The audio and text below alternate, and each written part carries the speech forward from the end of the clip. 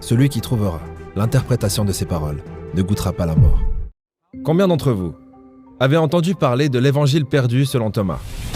L'évangile perdu selon Thomas. Certains d'entre vous en avaient entendu parler. L'évangile perdu selon Thomas est puissant. Parce que nous pensons que ce sont les mots qu'a dit Jésus, alors qu'il enseignait à ceux qui l'entouraient comment utiliser le pouvoir des émotions humaines dans sa vie. Il y avait une époque où ce champ énergétique et le langage des émotions faisaient partie de notre tradition. C'était dans nos textes. Jusqu'au IVe siècle, en l'année 325 après Jésus-Christ. En l'an 325, quelque chose s'est passé. Nos textes ont été modifiés et nous avons perdu une quantité astronomique d'informations.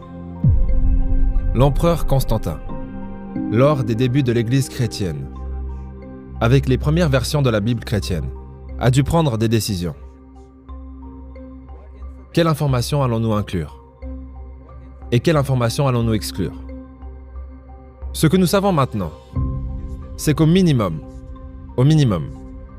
45 livres ont été complètement retirés ou drastiquement modifiés. Prenons la civilisation et imaginons que c'est une pyramide. Si vous travaillez pour une entreprise, vous êtes en bas de la pyramide, juste en dessus des animaux. En haut de cette pyramide, il y a les familles les plus riches du monde, les élites, qui se cachent derrière les banques centrales. Maintenant, imaginons que vous n'êtes pas satisfait de votre vie et que vous voulez donc changer d'étage dans cette pyramide du pouvoir. Pour dire la même chose de façon plus simple, imaginons que vous voulez changer de classe sociale. Quelle est la clé qui vous permettra de le faire? Certains diront l'argent, mais l'argent n'est que l'effet d'une cause. Parce que l'argent ne tombe pas du ciel. Ça, c'est mon père qui me l'a dit, quand je lui demandais des bonbons à la caisse. La cause de l'effet qui pourrait être l'argent, c'est la connaissance. Par exemple, si on prend un maçon, ce maçon sait ce qu'un maçon doit savoir. Si on prend un vendeur sait ce qu'un vendeur doit savoir. Si on prend un directeur d'entreprise, forcément, il sait ce qu'un directeur d'entreprise doit savoir pour être directeur d'entreprise.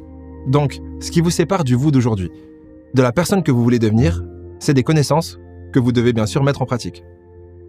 Plus vous accumulez de connaissances, plus vous grimpez dans cette pyramide du pouvoir. Mais le moins vous en savez, et le plus vous serez au service de ceux qui en savent le plus. Pour libérer la force de cette matrice divine dans nos vies, d'abord, nous devons comprendre comment est-ce qu'elle fonctionne. Et la science nous explique comment est-ce qu'elle fonctionne. Deuxièmement, nous devons parler le langage que la matrice divine reconnaît.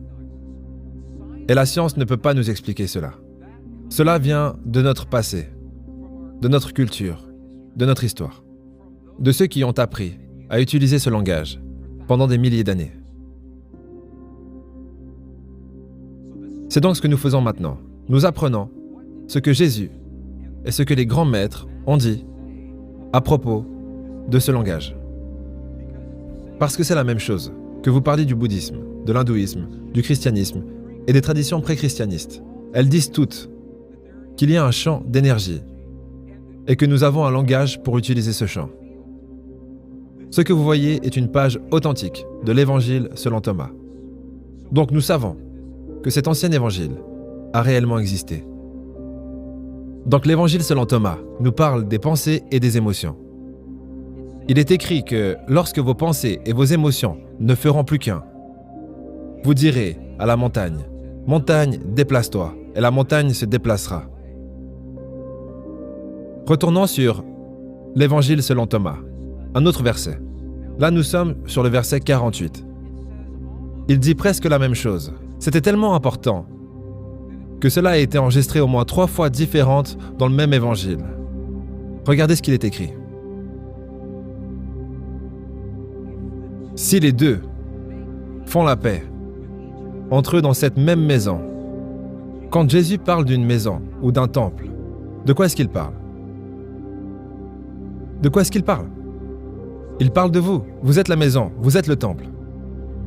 Si les deux font la paix entre eux dans cette même maison, si vos pensées et vos émotions deviennent un, s'ils font la paix, l'un avec l'autre dans cette maison, regardez ce qu'il se passe. Ils diront à la montagne, « Déplace-toi » et elle se déplacera. Il nous le redit encore, « dans un verset complètement différent, à quel point il est puissant de connecter vos pensées et vos émotions. Mais il ne nous a toujours pas dit comment. Comment faire cela? C'est la partie suivante. Dans la première version de la Bible chrétienne, l'équivalent de votre Bible actuelle, il y a un passage. Combien parmi vous avez déjà entendu « Demandez et vous recevrez » ? Est-ce que ça vous dit quelque chose? Demandez et vous recevrez. Je connais des gens qui demandent et pour qui rien ne se passe. Parce que la demande n'est pas faite de la bonne façon. Demander en disant « s'il te plaît, apporte-moi cette chose dans mon monde », ce n'est pas ça demander. Pour demander, nous devons nous adresser au chant de la matrice divine, dont le langage que le chant reconnaît. Dans un langage qui a un sens. Le chant ne reconnaît pas votre voix. Il reconnaît le pouvoir de votre cœur. Rappelez-vous ce que je vous ai dit.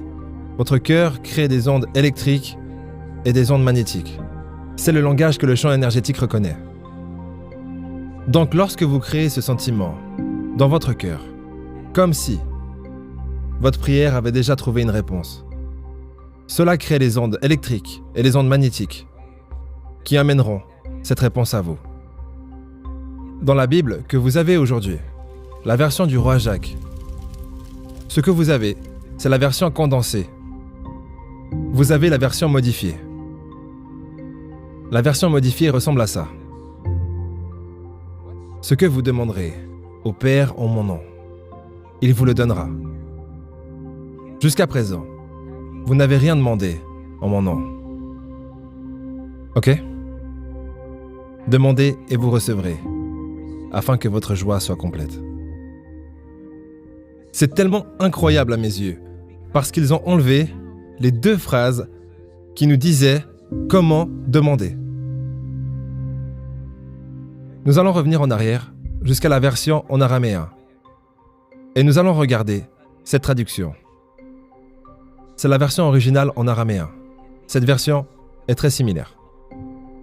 Donc c'est la version traduite avec les bouts manquants. Tout ce que vous demandez franchement, directement, de l'intérieur de mon nom, vous sera donné. Il est écrit, jusqu'à présent, vous n'avez pas fait cela. Parce que, si nous demandons avec notre voix, nous n'avons pas fait ça. Maintenant, voici les parties qui ont été modifiées. Voilà ce qui a été perdu. Regardez ces deux phrases très puissantes. Demandez sans motif caché et soyez entourés par votre réponse. Soyez enveloppés par ce que vous désirez, afin que votre joie soit complète. Écoutez ce qu'il dit. Il ne vous dit pas de prononcer un mot. Il vous dit d'être entouré en ressentant comme si.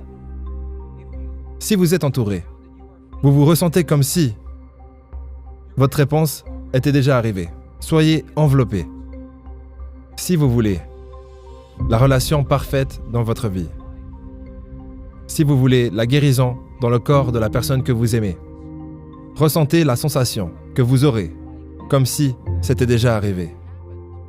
Soyez enveloppé par ce que vous désirez, parce que c'est là que vos pensées et vos émotions ne feront plus qu'un.